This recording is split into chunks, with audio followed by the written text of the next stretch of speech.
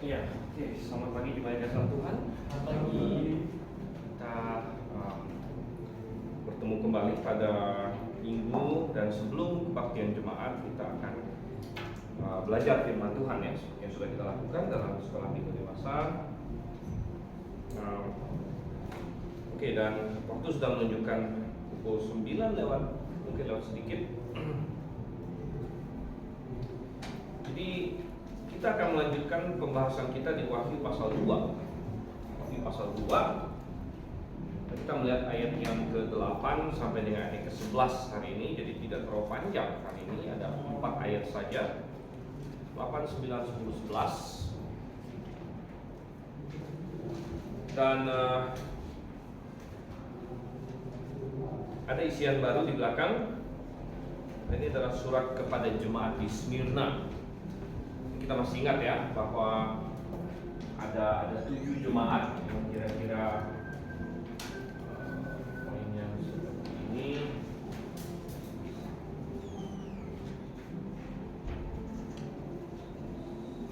Kira-kira seperti ini lokasinya ya.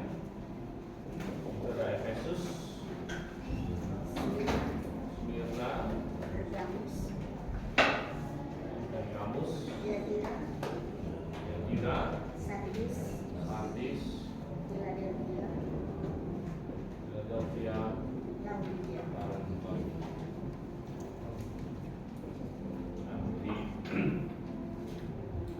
dan ada 7 jemaat ini, dan bagus sekali bisa kita pelajari satu persatu. Jadi ada pesan Tuhan kepada jemaat-jemaat ini. Oke, kita akan baca dulu perikopnya. Habis itu kita akan doa. Jadi kita buka dalam Wahyu pasal 2 ayat 8 sampai dengan ayat 11. Kalau sudah dapat, kita akan baca silih berganti. Saya mulai ayat 8, jemaat ayat 9.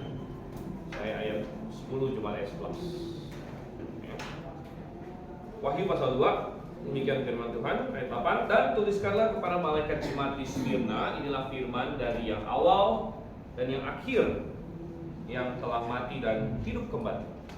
Aku tahu dan kemiskinan, namun belum kaya, dan mereka yang menyebut dirinya orang Yahudi, tetapi yang sebenarnya tidak demikian, sebabnya mereka adalah jemaat iblis. Jangan takut terhadap apa yang harus engkau derita. Sesungguhnya iblis akan melemparkan beberapa orang dari antaramu ke dalam penjara, supaya kamu dicobai, dan kamu akan beroleh kesusahan selama 10 hari. Hendaklah engkau setia sampai mati, aku akan mengaruniakan kepadamu mahkota kehidupan.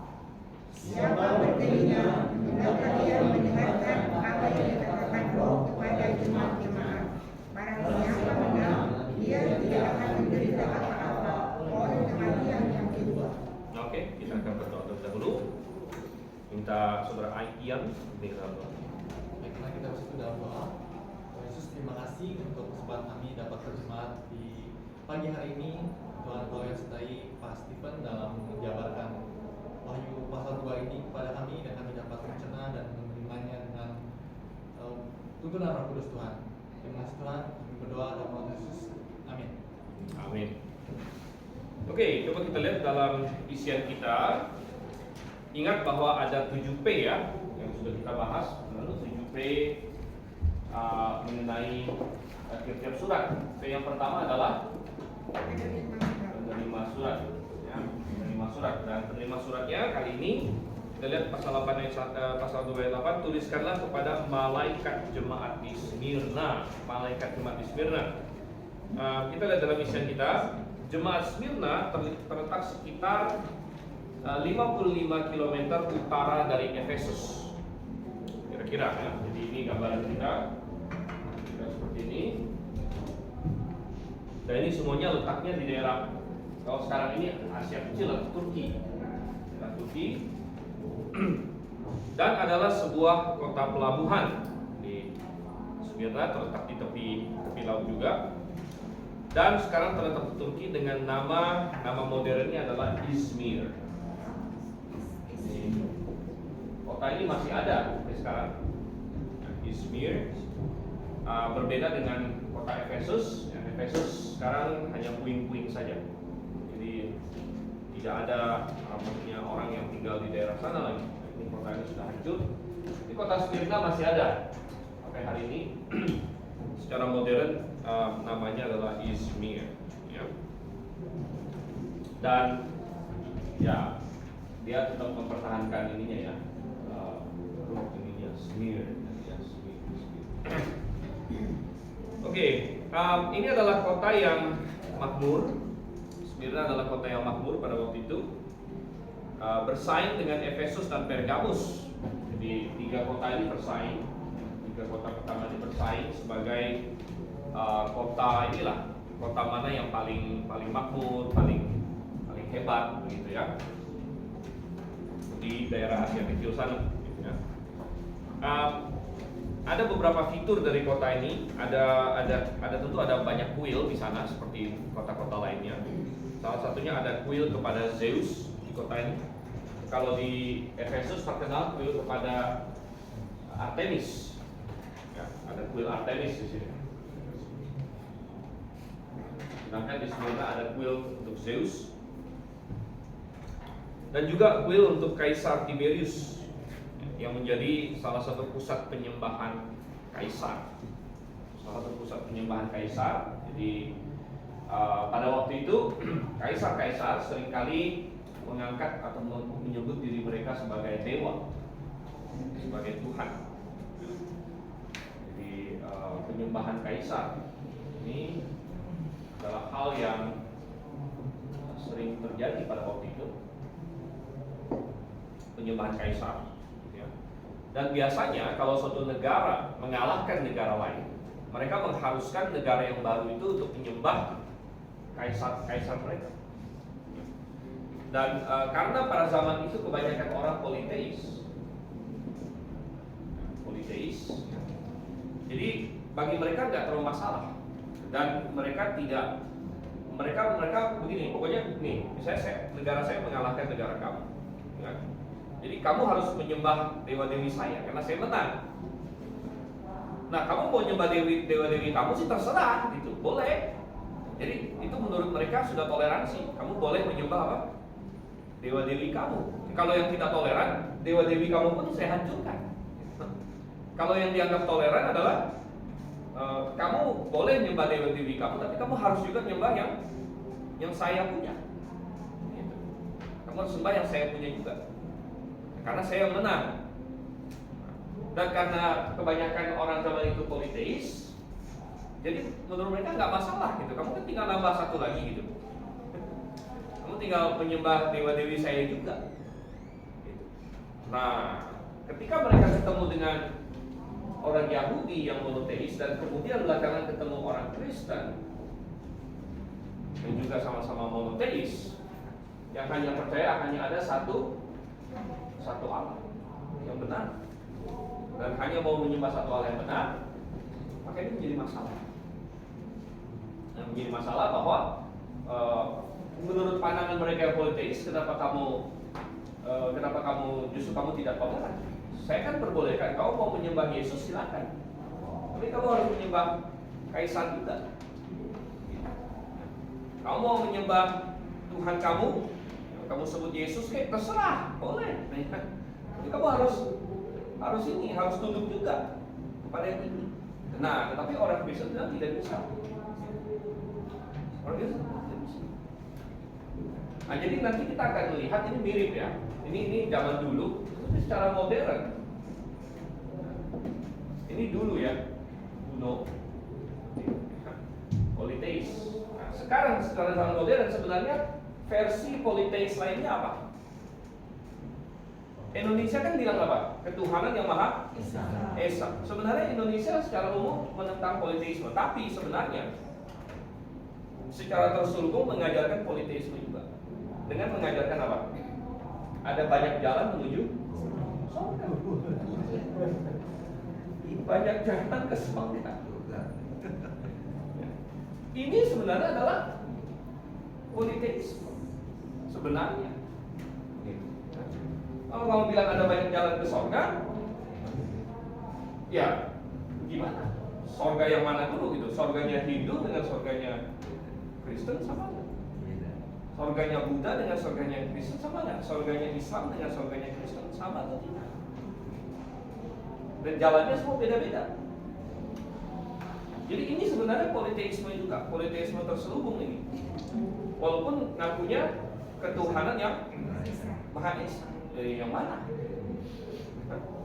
Yang Maha Esa, banyak jalan ke surga.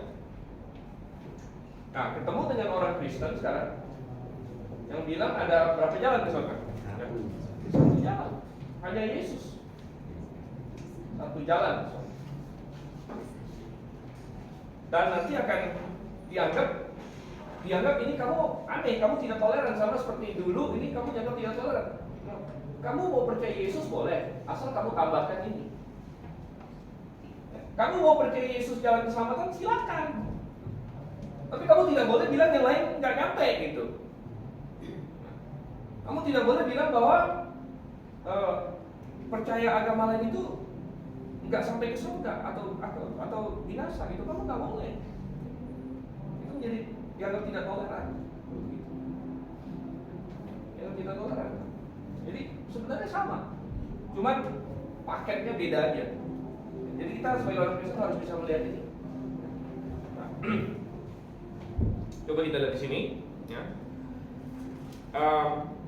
Jadi ada kuil untuk Kaisar Tiberius yang menjadi salah satu pusat penyembahan kaisar dan akan menjadi tantangan besar bagi jemaat di sana. Ya, menjadi tantangan besar bagi jemaat di sana. Dan surat ini ditujukan kepada gembala jemaat di kota itu. Ini sudah kita lihat tadi,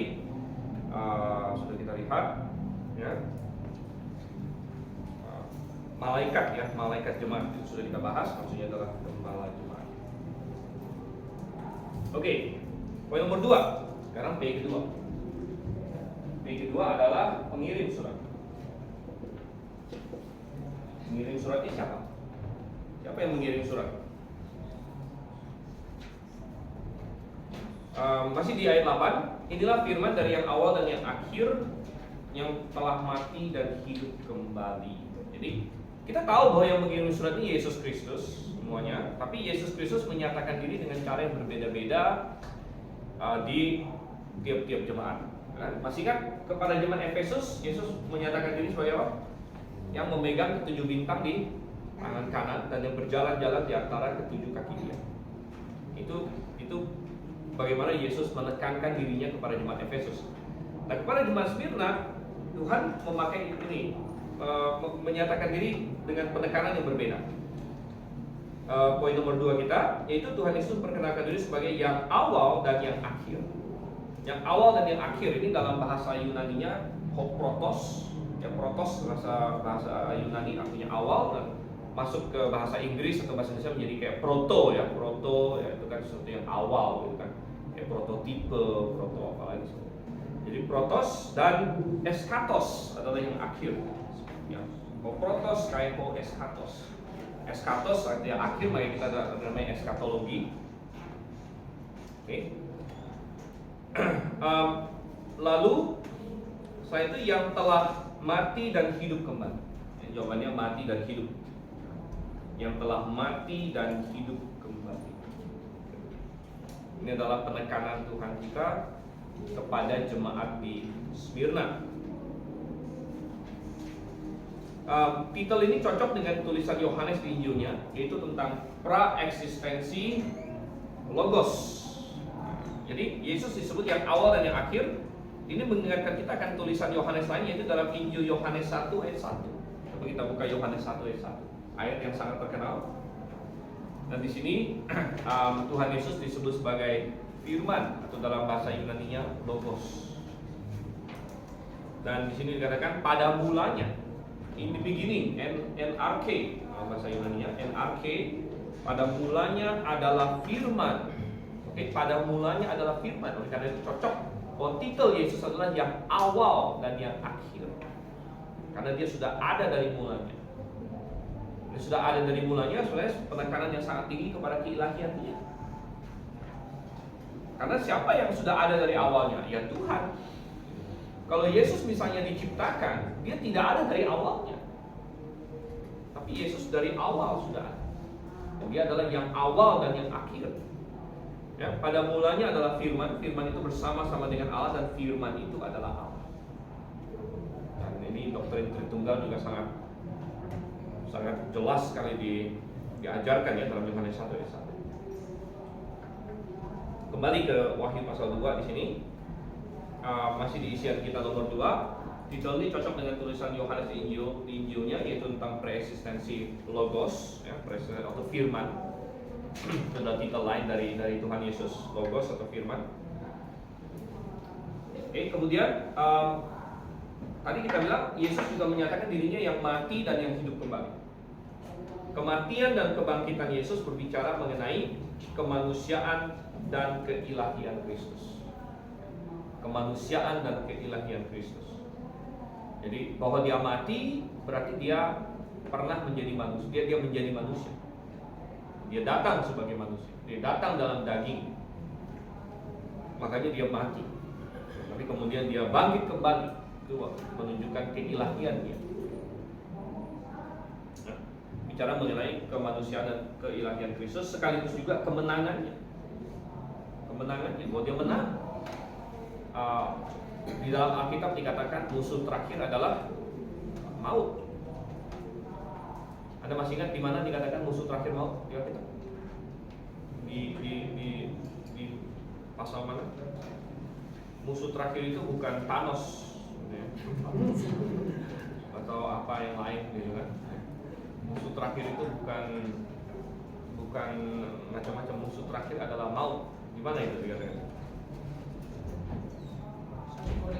1 Korintus 15 ya. 1 Korintus 15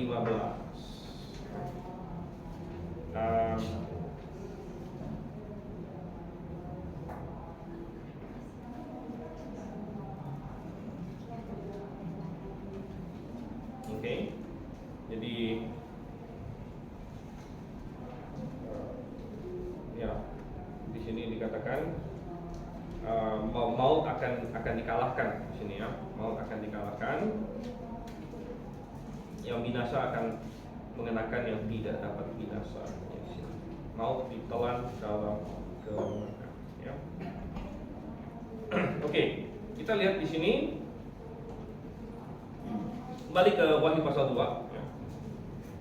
Tuhan Yesus tahu persis kondisi jemaat Smyrna. Oke, jadi ini kita masuk ke poin yang ketiga. Yang ketiga yaitu apa? Pengetahuan.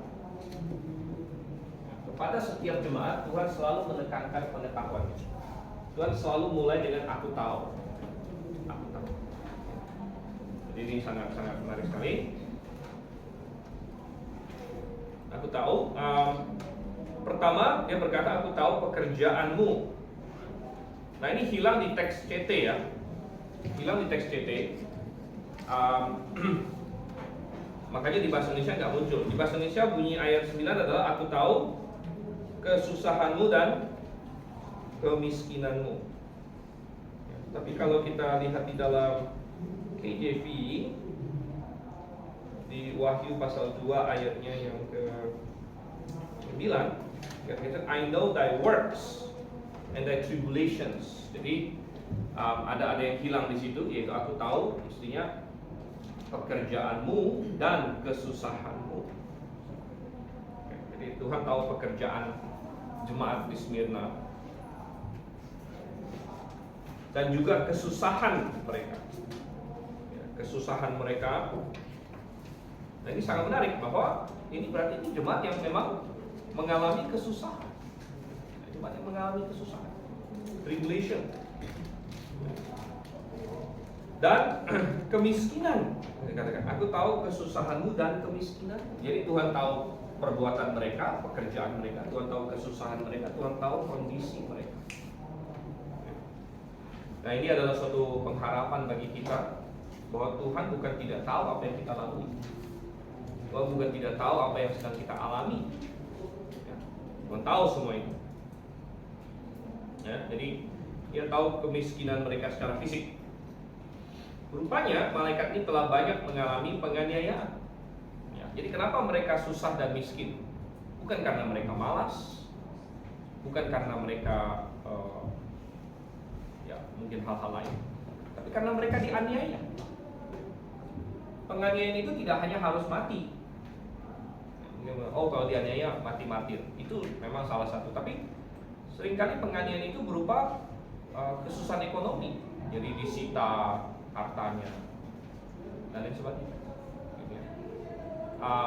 Banyak sekali orang Kristen di abad-abad pertengahan, ya, kalau mereka ketahuan orang misalnya kaum Waldensis, ya, atau kaum yang lain, mereka bisa diambil rumah mereka, tanah mereka, dan mereka diusir.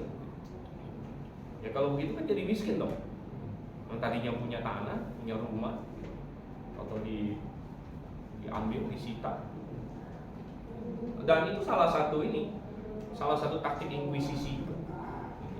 Jadi kalau kita baca sejarah inkuisisi, dilegalkan bahwa barang siapa yang ditangkap inkuisisi dipastikan penyesat, semua hartanya diambil alih oleh gereja, oleh inkuisisi. Ya, jadi itu menjadi cara mereka jadi kaya juga. Tinggal sita-sita rumah orang, lalu dituduh dan kacau sekali. Ya. Itu bilang kepada jemaat Smyrna, aku tahu kemiskinanmu secara jasmani. Ya. Penganiayaan yang terjadi pada mereka antara lain apa? Salah satunya adalah fitnah.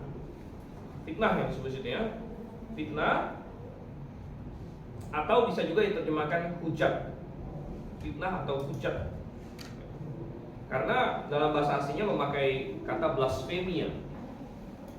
Blasfemia itu bisa diterjemahkan dalam bahasa Inggris juga blasphemy. Ya, blasphemy. Jadi bisa diterjemahkan fitnah, bisa juga diterjemahkan hujat. Jadi fitnah atau hujat dari kalangan tertentu yang mengaku Yahudi. Dari kalangan tertentu yang mengaku Yahudi, padahal sebenarnya bukan. Itu ada di ayat 9 kan. Jadi Tuhan tahu itu. Jadi Tuhan tahu serangan-serangan yang mereka hadapi. Ini masih dalam konteks pengetahuan Tuhan. Aku tahu fitnah mereka yang menyebut dirinya orang Yahudi, tapi yang sebenarnya tidak demikian.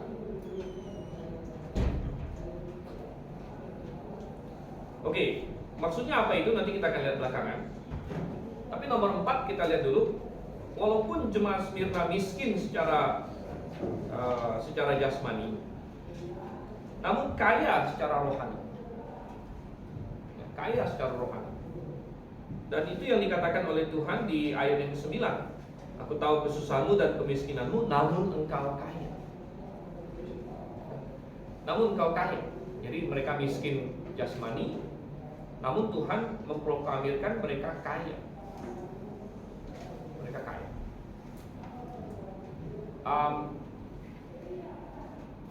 Mungkin ada yang berkata bahwa kok bisa kaya gitu. Kok bisa kaya, kan mereka miskin. Mereka kaya dalam pengertian apa? Oh, macam-macam sudah.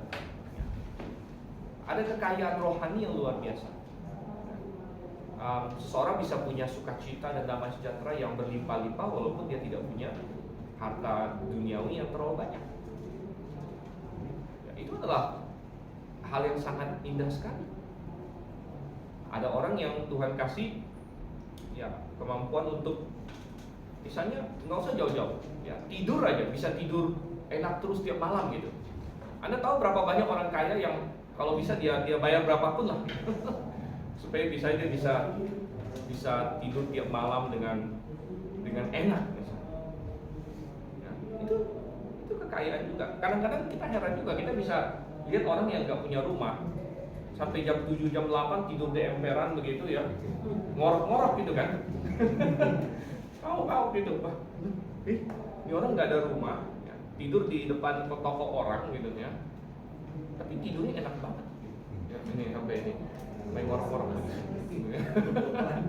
Nah, sedangkan kadang-kadang kita tidur di tempat tidur kita gitu ya, susah banget gitu.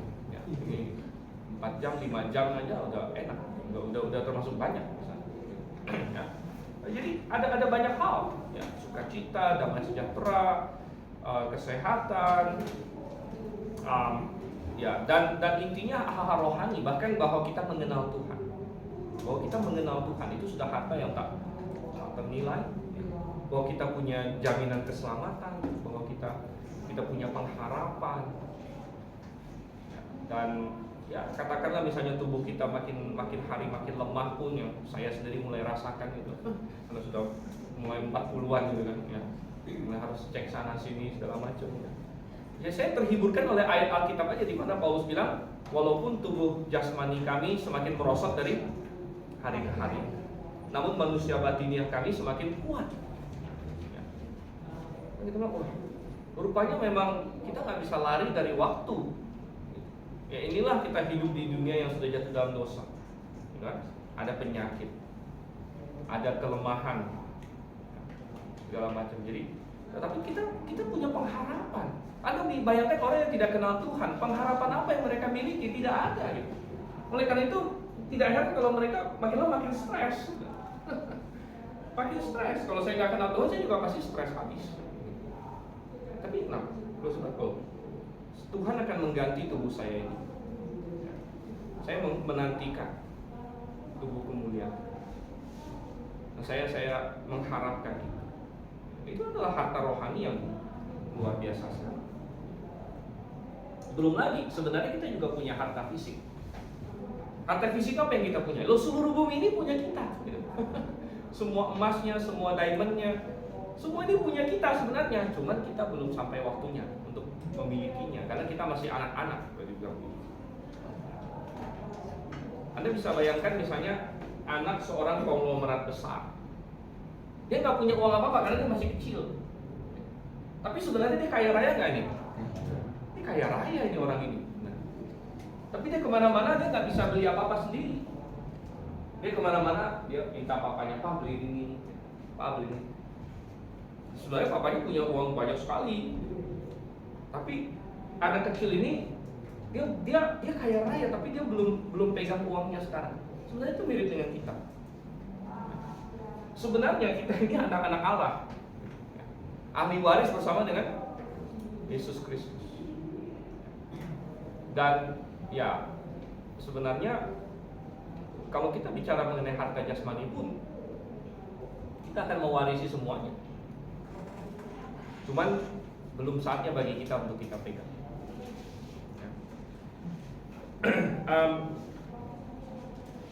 Hal ini sama dengan teladan Yesus Kristus sendiri diberikan dalam 2 Korintus 8 ayat 9. Coba kita lihat 2 Korintus 8 ayat 9. 2 Korintus 8 ayat 9. Saya bacakan di sini. Karena kamu telah mengenal kasih karunia Tuhan kita Yesus Kristus, bahwa Ia yang oleh karena kamu menjadi miskin sekalipun Ia kaya. Wow, bayangkan Yesus Kristus menjadi miskin sekalipun Dia kaya. Ya, Dia yang memiliki segala-galanya seluruh dunia ini, tapi Dia lahir sebagai manusia di keluarga Yusuf dan Maria yang keluarga miskin. Kita tahu Maria dan Yusuf itu miskin karena waktu mereka harus kasih persembahan sama Tuhan, mereka kasih persembahan orang miskin. Nah, kalau Anda baca di Lukas, mereka persembahkan merpati. Dan di situ ada aturan Tuhan di situ. Kalau kamu orang yang berada, kamu persembahkan lembu atau domba. Kalau orang miskin persembahkan merpati. Dan Yusuf Maria persembahkan merpati. Nah, itu mengindikasikan mereka, Yusuf Maria adalah orang dari keluarga miskin. Nah, Yesus lahir di keluarga itu. Yesus lahir di keluarga itu. Dan dia menjadi miskin secara jasmani di sini. Ya.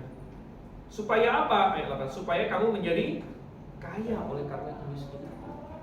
Di sini kita mengerti ini bicara mengenai kekayaan rohani. Nah, tetapi ada orang karismatik ya, yang menolak ini, dan mereka mengajarkan Yesus Kristus waktu di dunia itu kaya jasmani juga gitu.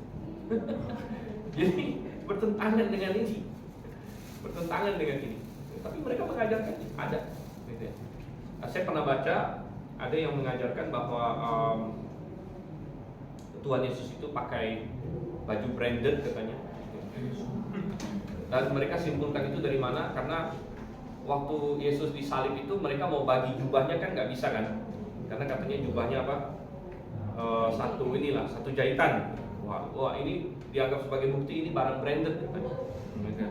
Katanya Tuhan Yesus pakai baju branded katanya. Terus jadi lucu-lucu juga, saya bilang itu semua spekulasi yang nggak bermakna gitu ya. Tapi Alkitab jelas mengatakan bahwa Yesus menjadi miskin gitu ya.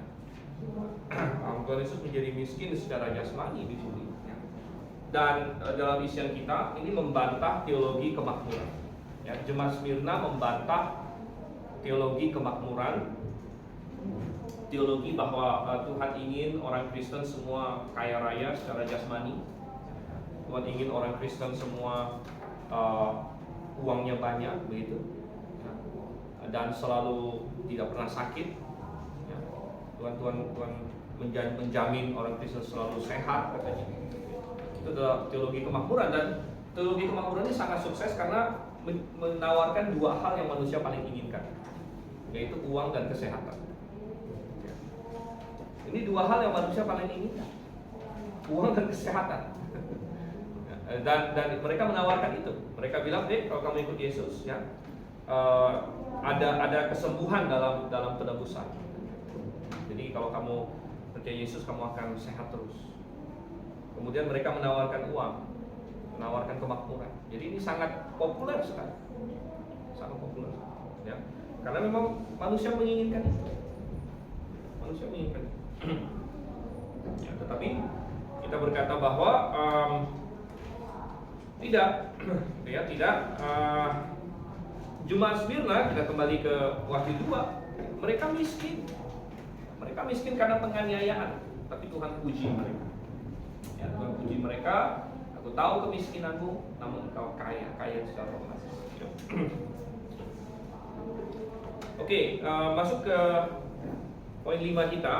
Coba kita bahas sedikit apa yang dimaksud dengan orang yang menyebut diri Yahudi, ya, tapi sebenarnya tidak demikian. Yang ke-9 itu, penganiayaan di abad pertama terhadap Kristen banyak datang dari orang Yahudi yang tidak percaya. Ya, jadi orang Yahudi waktu itu terbelah dua, yang percaya dan yang tidak percaya. Yang percaya ini minoritas. Ya, walaupun sempat lumayan sukses. Ingat di Yerusalem sendiri pernah dalam satu hari Pentakosta itu bertobat berapa? 3.000 orang. Ya. Kemudian beberapa waktu kemudian bertambah jumlah mereka menjadi 5.000, ya, di pasal 4-nya, Rasul pasal 4. Jadi sempat lumayan banyak, ya, tetapi ternyata tidak bisa sampai mayoritas, melainkan tetap minoritas, sehingga kebanyakan Yahudi tetap menolak Yesus Kristus, menolak iman kepada Tuhan gitu. Dan akhirnya mereka menjadi penentang kekristenan. Penentang kekristenan. Jadi lucu, padahal sebenarnya Kristen dengan Yahudi itu jauh lebih mirip daripada misalnya dengan penyembah Zeus dan dewa-dewi itu segala macam. Tetapi disinilah kita melihat iblis bekerja, sehingga orang Yahudi jauh lebih kesel sama orang Kristen daripada kepada penyembah-penyembah berhala. Dan orang Yahudi jadi akhirnya menargetkan orang-orang Kristen di abad pertama. Dan kita bisa lihat itu di Kisah Para Rasul, perjalanan misi Paulus dan sebagainya. Ya. Terutama karena orang Yahudi punya suatu sense bahwa Kristen ini kayak anaknya mereka, gitu. Ya, kayak keluar dari mereka punya. Nah, sehingga Yahudi di abad pertama, terutama yang tidak percaya, banyak menganiaya orang Kristen. Nah, tentu kita tidak membenarkan antisemitisme, ya, hari ini, gitu ya. Kita tidak berkata bahwa lalu kalau itu kita balas orang Yahudi, tidak, itu tidak dibenarkan, ya, karena ada argumen-argumen seperti itu yang dipakai oleh Katolik dan oleh sebagainya, gitu ya, bahwa ini orang Yahudi, ya, penyalib Tuhan kita segala macam, lalu kita harus membenci mereka. Tidak, kita menolak itu, ya, kita justru harus mengasihi orang Yahudi, gitu kan. Tapi ya, kita melihat faktanya bahwa memang di abad pertama terutama mereka banyak menentang Injil, gitu. Oke, dan dalam misian kita dikatakan lagi, Tuhan berkata bahwa mereka ini bukan lagi Yahudi sejati. Ya, Tuhan mengatakan bahwa mereka bukan lagi Yahudi sejati karena mereka mengandalkan fisik mereka saja. Ya, mereka mengandalkan saya ini Yahudi karena saya keturunan Abraham. Tapi Tuhan berkata sebenarnya yang aku lebih cari pada keturunan Abraham adalah iman mereka. Karena Abraham akhirnya dikenal sebagai bapak orang beriman. Jadi kalau kamu memang keturunan fisiknya tapi kamu nggak beriman, apa memang kamu masih bisa disebut anak dia? Gitu kan? Nah, jadi kayak misalnya seorang bapak, dia punya anak, tapi sebagian anaknya menentang segala-galanya yang bapaknya lakukan. Sebenarnya bapaknya bilang, oh kamu, walaupun memang anak saya secara fisik, tapi saya tidak anggap anak lagi. Coba kita buka di dalam Roma 2. Roma pasal 2 ayat 28 sampai 29.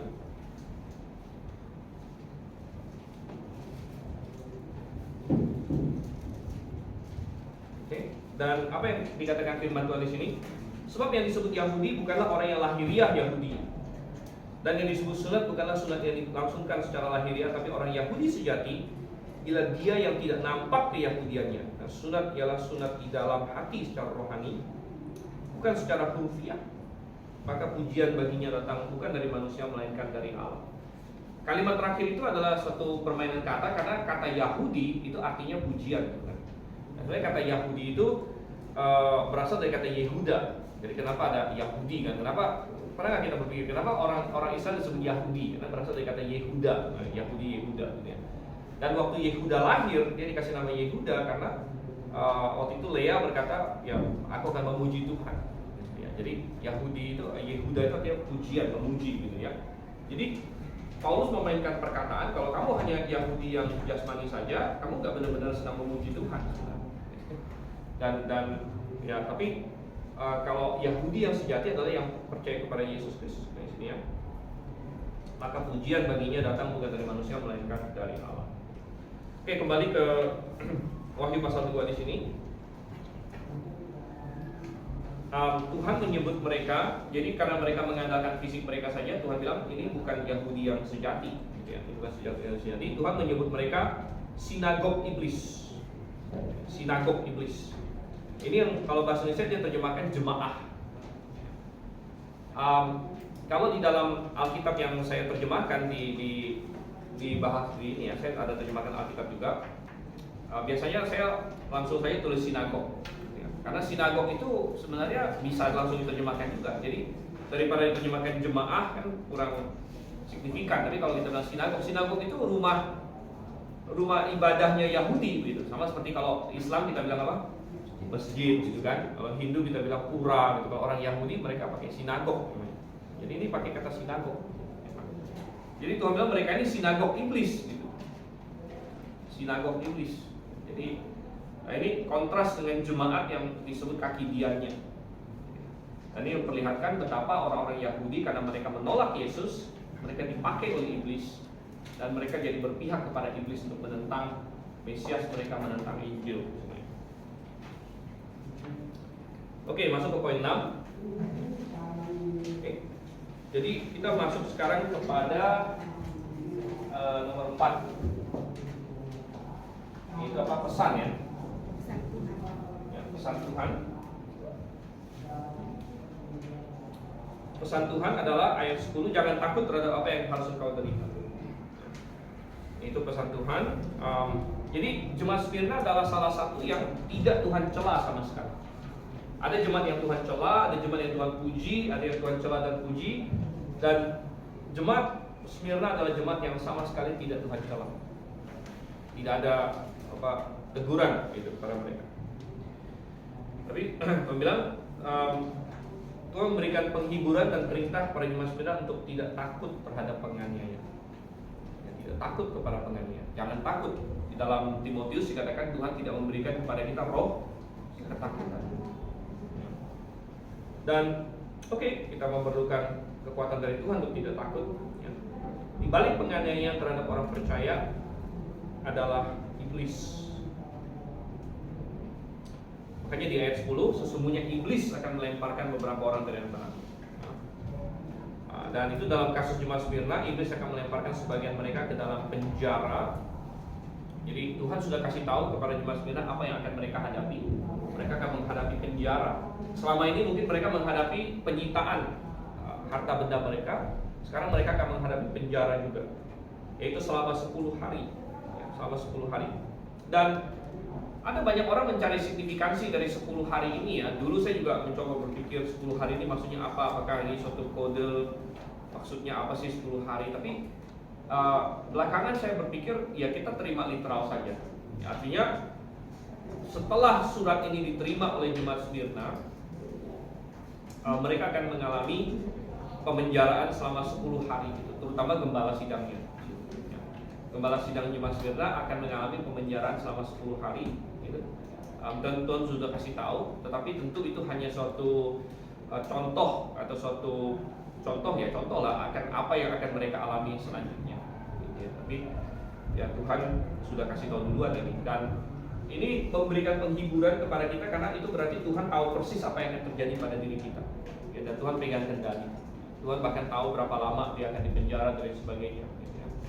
Jadi semua apapun yang kita alami sekarang, mungkin itu tantangan finansial, mungkin itu tantangan kesehatan, mungkin itu tantangan penganiayaan atau apapun ya. Ketahuilah bahwa Tuhan sudah tahu ujungnya. Ya, kita belum tahu ujungnya gitu. Kita manusia itu kayak masih di terowongan. Tuhan ini bagaimana ini ya. Tapi Tuhan sudah tahu ujungnya. Tuhan sudah tahu ujungnya apapun yang sedang kita lalui saat ini. Oke. Poin nomor 7. Dalam menghadapi semua itu Tuhan memberikan perintah terkenal berikut. Itu di ayat yang nah ini poin nomor 5 ya, ada perintah. Ada perintah yaitu hendaklah engkau setia sampai mati. Ini lumayan terkenal ayat ini. Wahyu 2 ayat 10, hendaklah engkau setia sampai mati. Ya, hendaklah engkau setia sampai mati. Ya, walaupun mereka akan mengalami penganiayaan, akan masuk penjara, atau bilang setia sampai mati. Ya, setia sampai mati. Kalau perlu mati pun nggak apa-apa. Ya, karena kehidupan sekarang ini adalah persiapan kehidupan yang akan. Tuhan menjanjikan mahkota kehidupan bagi orang yang demikian. Ingat, Tuhan Yesus pernah berkata, barang siapa ingin mempertahankan nyawanya akan kehilangan. Tapi barang siapa kehilangan nyawanya karena aku, dia akan mendapatkannya.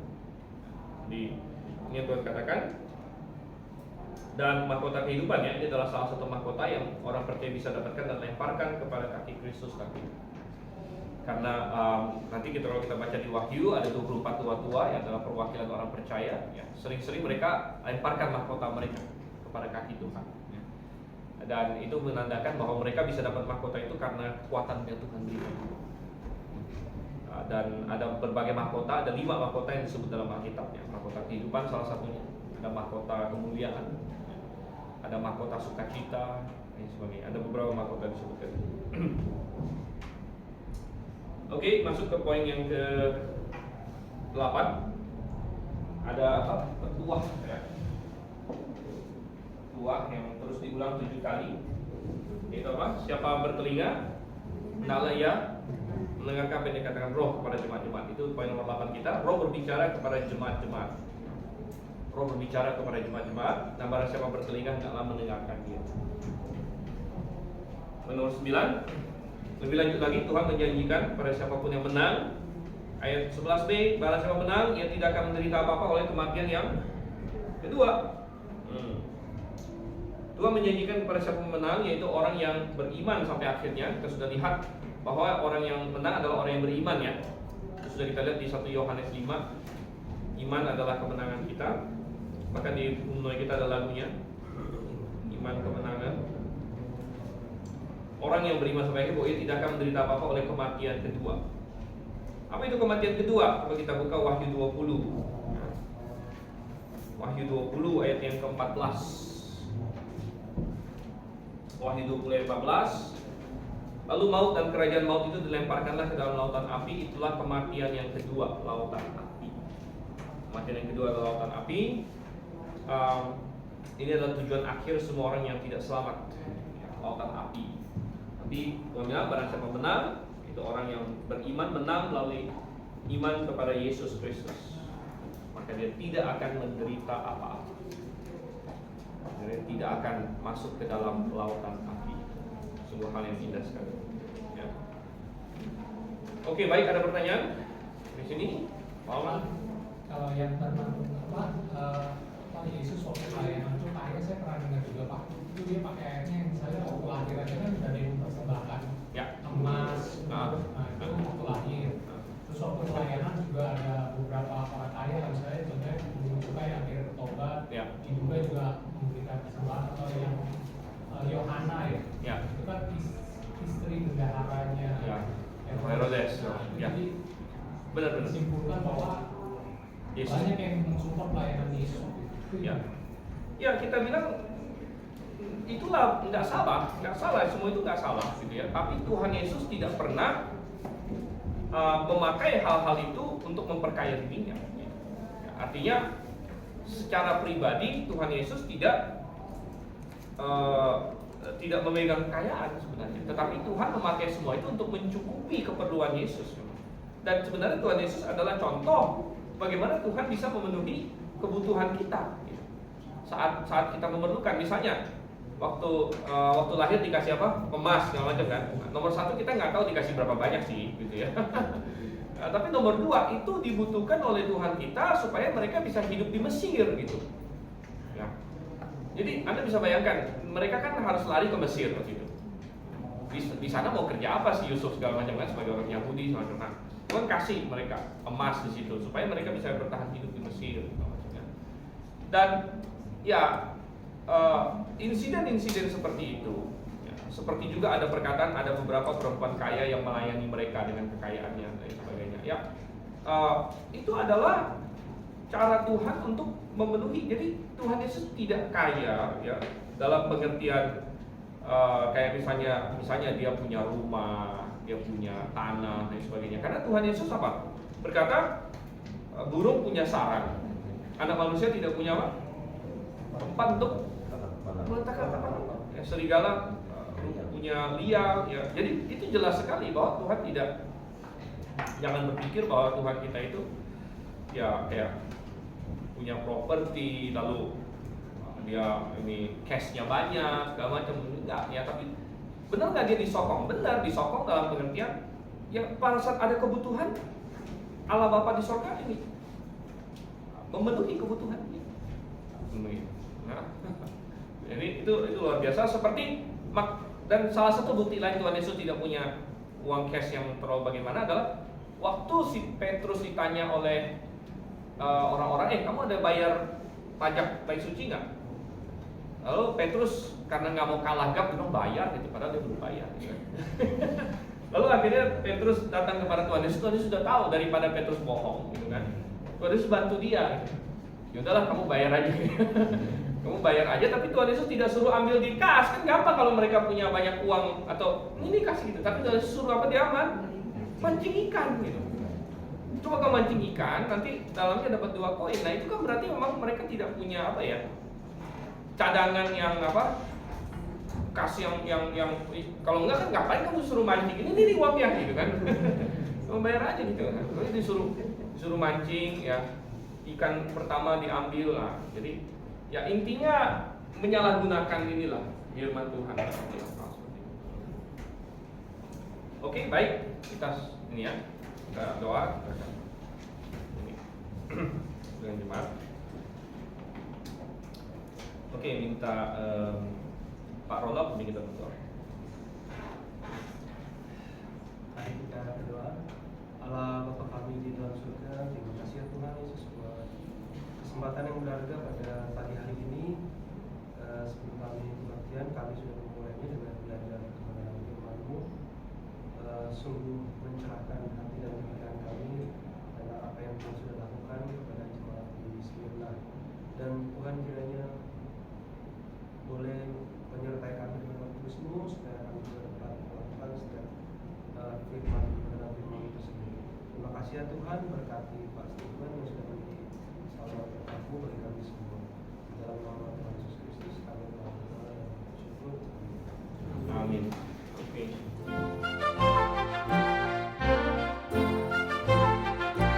Count it joy, joy, joy.